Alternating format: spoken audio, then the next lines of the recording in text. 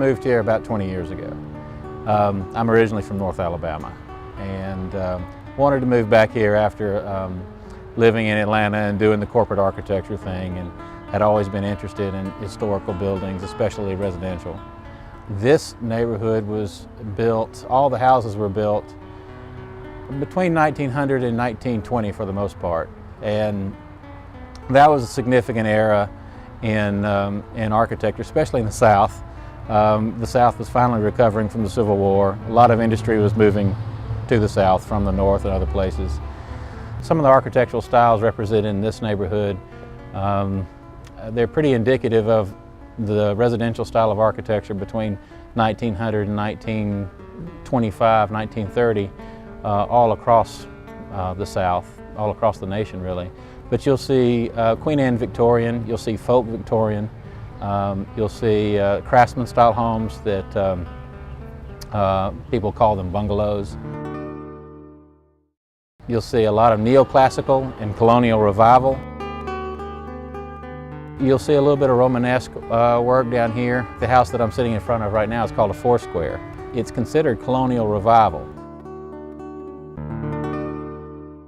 I think one of the main draws to this neighborhood is just how close it is to everything we love to do. It's close to the river. There's a trail right on the end of our street that goes to the riverfront, Rhodes Ferry Park, and we can ride our bikes there and in the summer listen to good jazz music by the river, or take a picnic.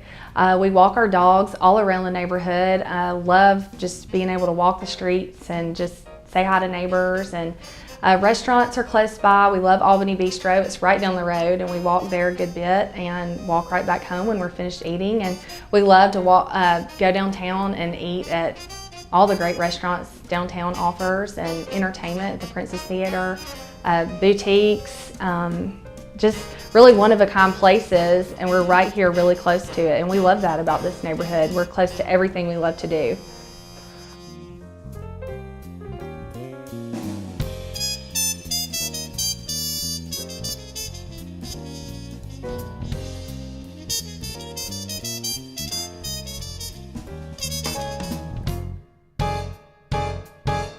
I believe the thing I like most about this neighborhood is the sense of pride that people take in their houses and their yards and just in the community. And there's not too many neighborhoods that you can find anymore that have that sense of community and people that will look out for each other. And so I feel that's really one of the main things that I really love about this neighborhood. Yeah, I agree with that. I think it definitely feels neat to see all different people in all different walks of life walking down the street. You see older couples, you see young couples, you see children, on any given day. And it's just neat that there is a sense of community, and everybody seems to really just take pride, want to keep the neighborhood great, want to keep it safe and fun, and just that sense of community was a big thing for us too. We really like that.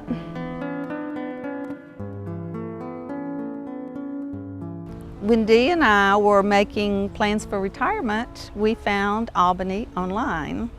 Trying to find out more about the neighborhood, I Googled it and I found the website for Albany, historicalbanyalabama.com.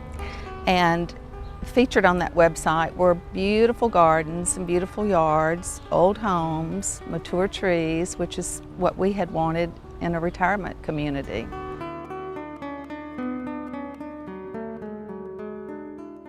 When we visited in person and saw the Delano Rose Garden behind us, which was restored 5 or 6 years ago, it just kind of sealed the deal for me.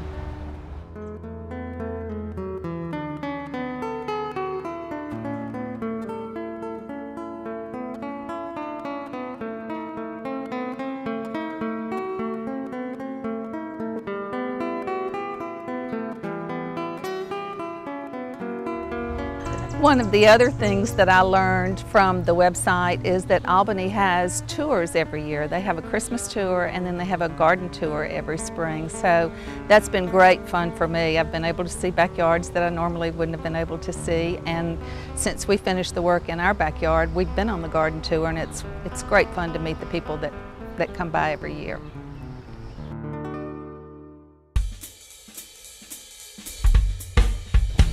For Mark, over the years, we have talked about how lucky we are to live and work so close to each other. One of the other advantages in living in Albany is that we live in our 1919 bungalow, and then we commute to our 1904 Victorian office building. And I enjoy both buildings very much. Now, you always remember exactly how many blocks it is to our office, to our law office, and it is 6 blocks, not the 5 blocks that you say all the time. that's what I knew you would know precisely how many it is. Our commute is 5 minutes On a bad day. on a bad day. On a good day, depending on how you hit the lights, maybe 3. But we can come home easily to check the mail, have lunch if we like to, although we usually eat out in the downtown restaurants a lot. And not only do we have a short commute to the office, but you may not think about it, but here in Decatur, we are actually very close to the Huntsville International Airport. Albany and all the residents of Albany are probably closer to the Huntsville International Airport than 75% of the population of Huntsville.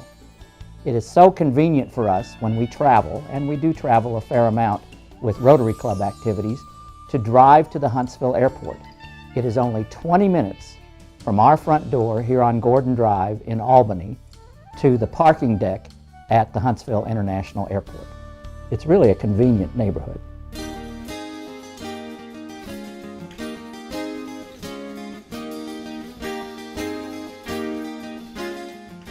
We think it's great living in the Albany district. We have parks close by, shady streets, sidewalks, real friendly neighbors. Downtown area is close by if you want to go to any nightlife, Princess Theater. We can ride bikes everywhere. It's just a lot of fun, and it's a really laid back community.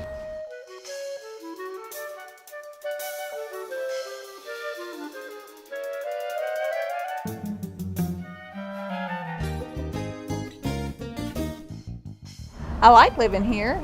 We like to go to Delano Park. They have a playground, also a splash pad. We're close to the river park. We like to take the kids on strolls, and it's just a great place to live.